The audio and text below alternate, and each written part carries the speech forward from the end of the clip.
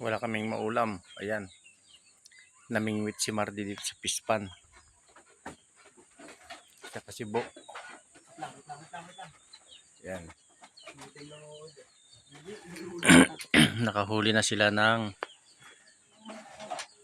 ilan na yan? 5.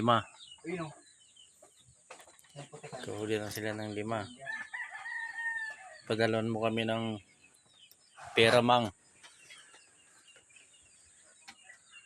Wala kaming pambili ng ulam.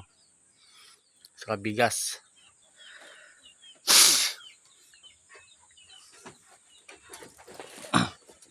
Pag di ka magpadala, ubusin na namin tong isda. Umaga, tanghali, hapon. Yan ang kakainin. Bahala ka dyan.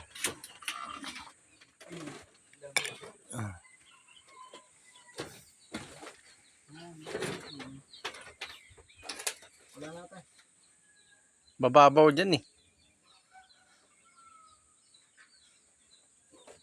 Dito.